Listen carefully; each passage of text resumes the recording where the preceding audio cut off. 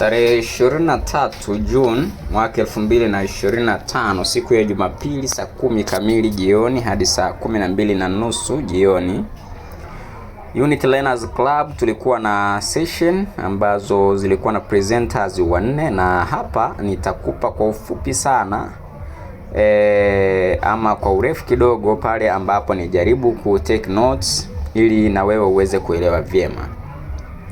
Presenter wa kwanza alikuwa ni Mr. Jackson Joseph Jackson.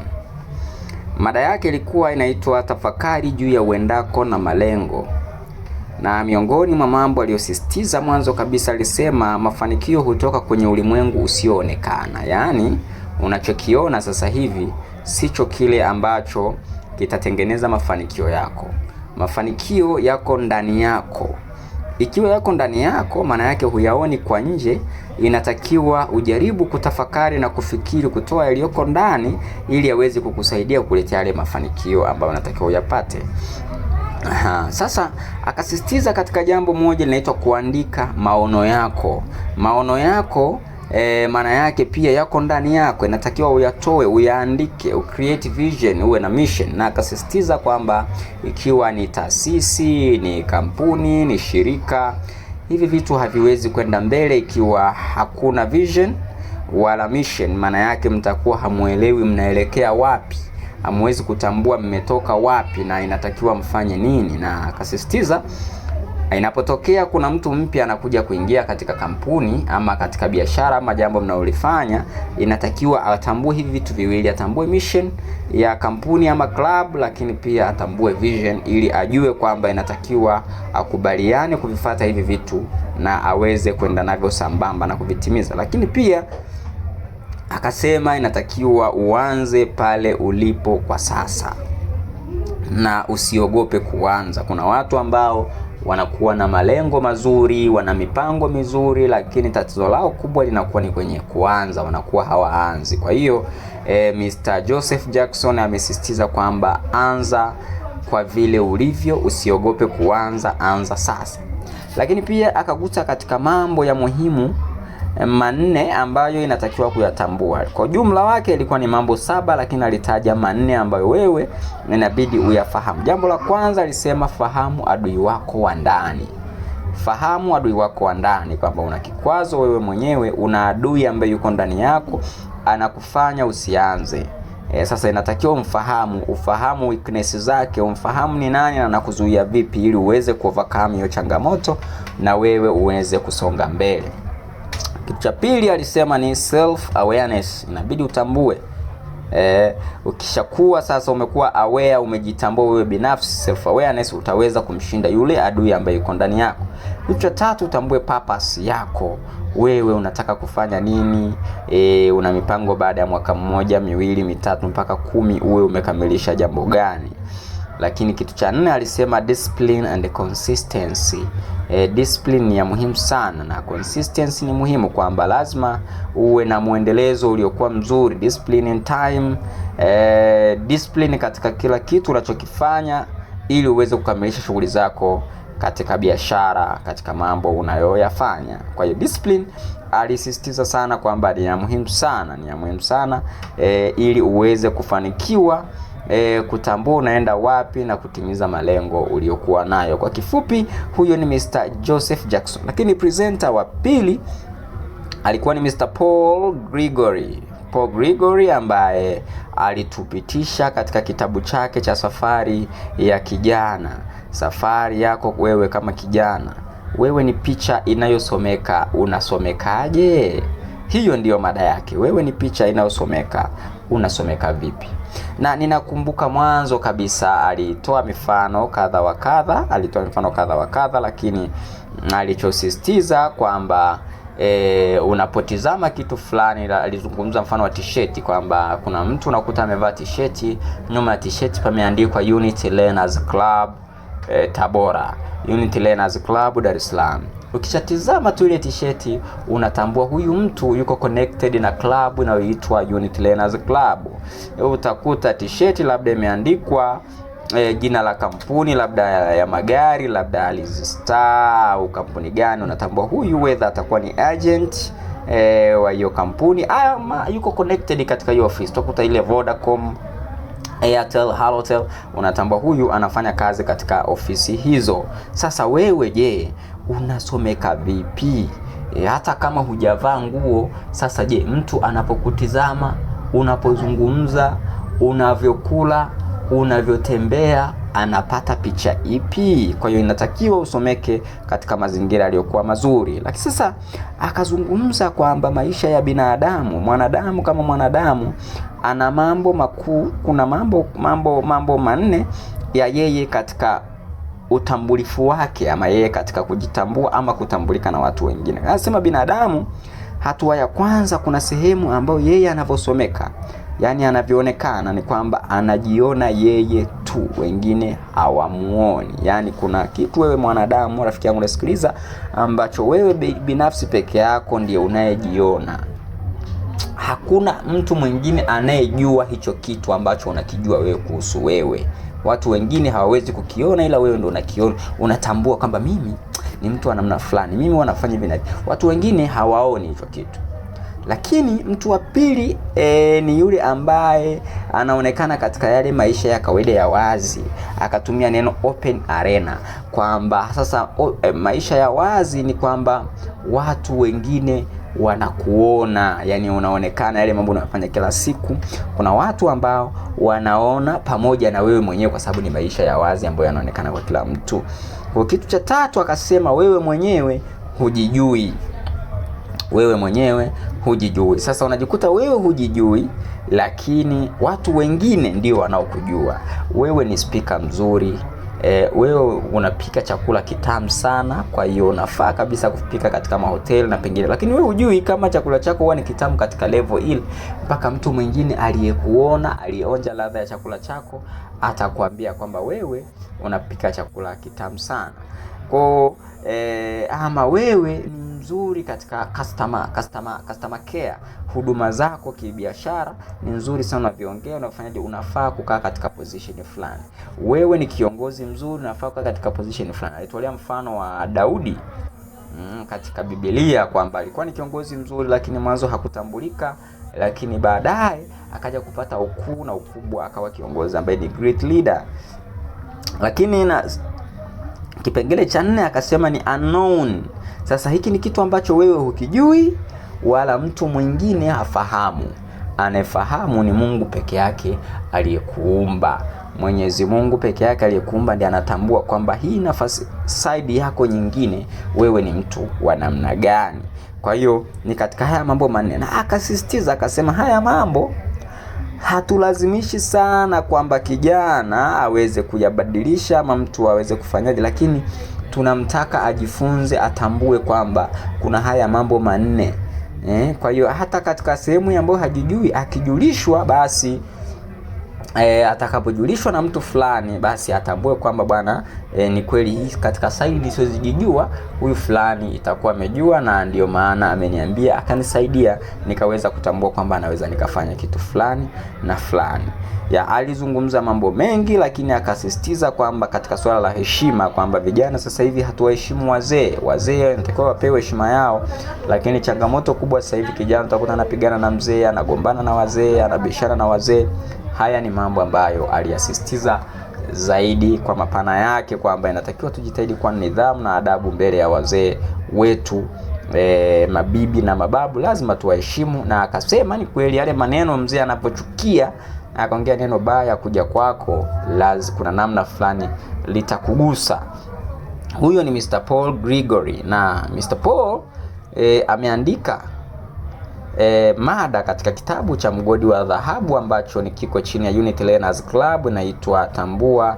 Mada yake inaitwa Tambua kusudi lako, huwezi kufanya kila kitu. Tambua kusudi lako, huwezi kufanya kila kitu. Lakini pia kuna quotation maarufu ambayo iko ndani ya kitabu hicho aliyoiandika Mr. Paul, ilipostiwa na Unity Learners Club tarehe 21 mwezi Juni 2025. Nasema kuwa na imani katika safari yako na uwe jasiri wa kukabiliana na changamoto. Kwa hiyo hatua ya kwanza, uwe na imani kwamba wewe utafanikiwa, unatakiwa kufanya. Hatua ya pili, utambue unasafiri. Kwa hiyo utakuwa na safari ndefu ama fupi, vyovyote vile utakavyoenda, lakini ujue kabisa inatakiwa uwe jasiri, kwa sababu kuna changamoto utakazokutana nazo. Ukikutana nazo ufanye nini? Ukabiliane nazo. Kwa hiyo changamoto ni the best, hii quotation ni the best, ni the best. Akazungumzia mambo mengi, masuala ya uraibu wa mitandao na mengineyo.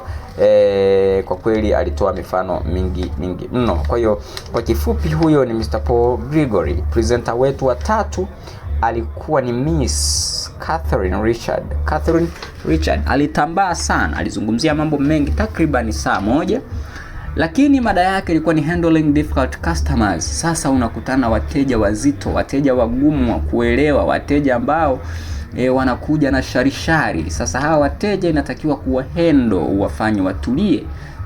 Na katika vitu ambavyo alianza introduction, lakini akazungumzia kwamba kuna stage katika biashara, kuna introduction, ile introductory stage, kwamba ni ile hatua ya kwanza kabisa katika biashara, wakati unaanza umeweka mipango na nini ukachukua maframe na vitu kama hivyo. Lakini pia kuna growing stage.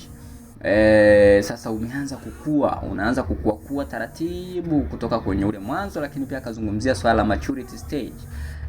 Maturity stage, sasa wewe umekuwa kwenye peak, uko vizuri. Lakini pia amezungumzia kuna kitu kinaitwa declining stage. Usipokuwa makini utadecline, utaanguka. Katika stage zote kumepanda, mwisho siku utaanguka. Ni lazima uweze kuhandle wateja wako na nini, la uweze control biashara yako vyema kabisa. Kwa hii akasema katika changamoto nyingi ambazo watu wanakutana nazo ni kwenye introduction na growing stage, kwa sababu mwanzo na katika ukuaji kuna changamoto nyingi. Kuna kujifunza, kuna kudondoka na kuamka na nini, ili uweze kufika kwenye peak na kukaa katika nafasi iliyokuwa nzuri.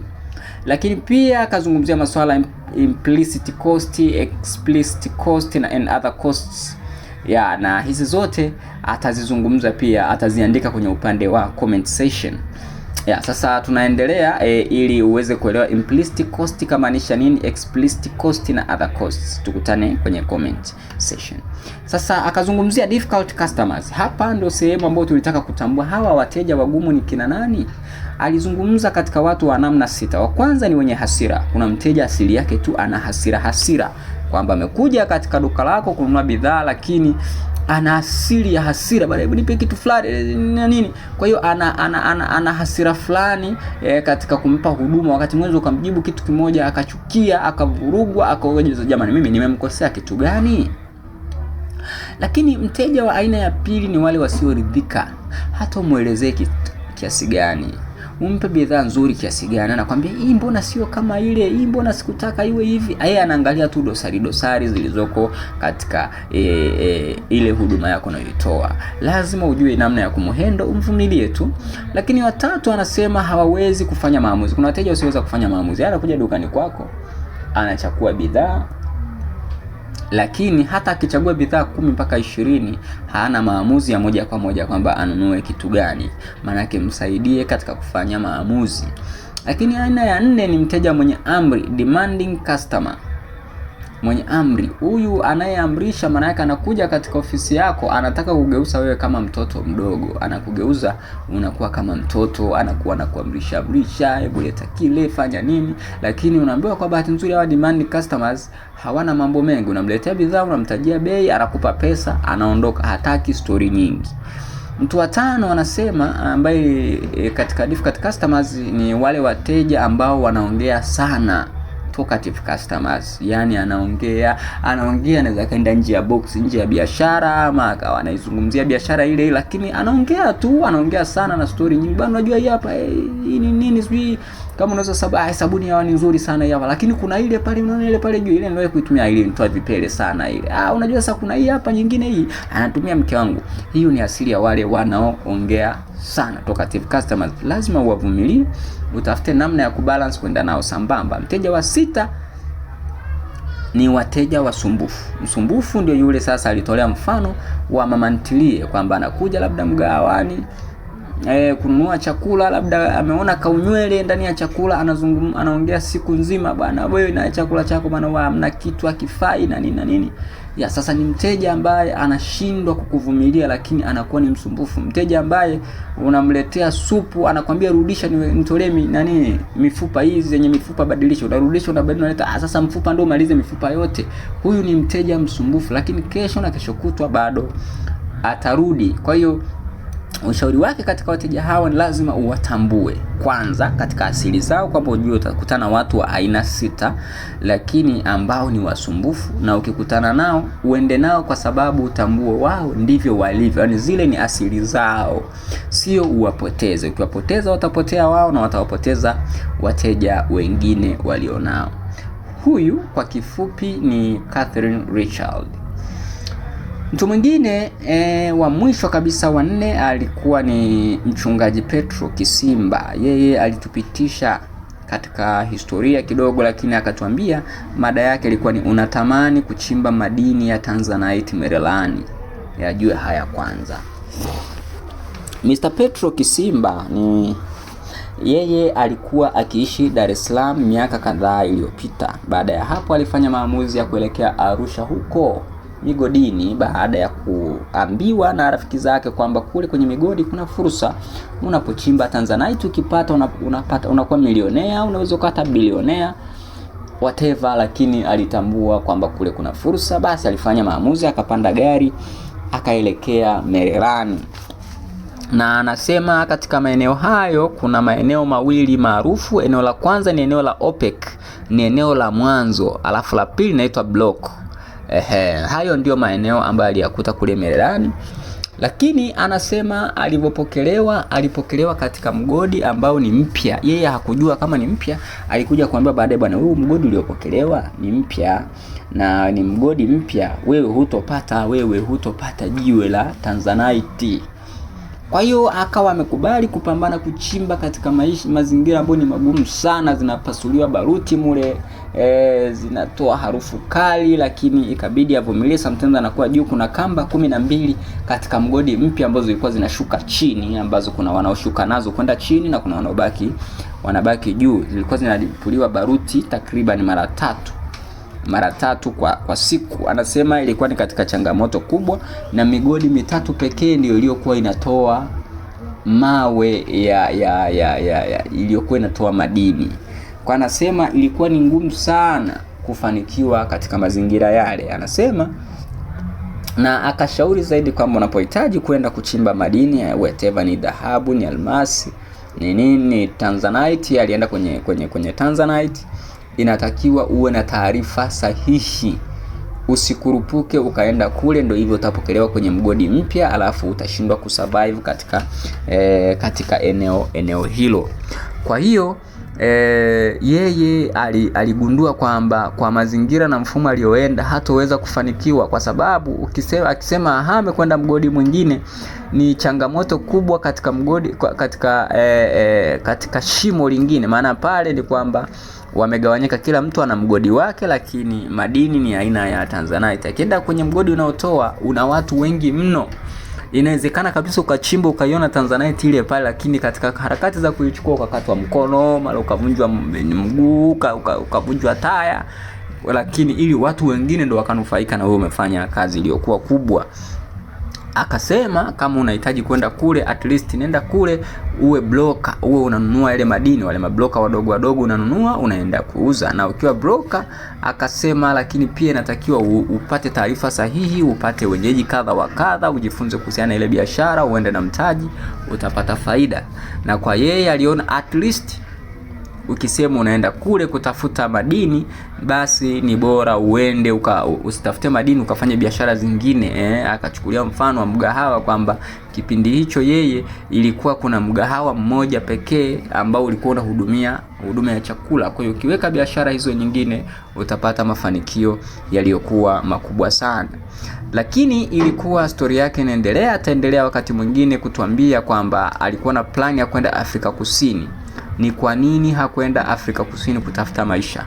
Bahati nzuri amefanya kazi katika mikoa mingi hapa Tanzania, na kwa sasa ameamua kutulia eneo moja la Tabora katika shughuli zake za kila siku. Na kwa kifupi sana hizi ndio mada ambazo tulikuwa nazo siku hii. Kwa wewe ambaye hukuhudhuria, unaweza ukapita ukasikiliza, na wewe uliohudhuria tupia kwenye comment mambo ya msingi ambayo uliyasikia na ukawa umevutiwa nayo na unatamani watu waendelee kujifunza. Naamini alizungumzwa mengi kwa masaa mawili, japo mimi nimesummarize. Asanteni sana. Kwa majina naitwa Azad Swalehe. Nilisikiliza vyema session ya jana, hivyo nimekuja na summary hii. Asante.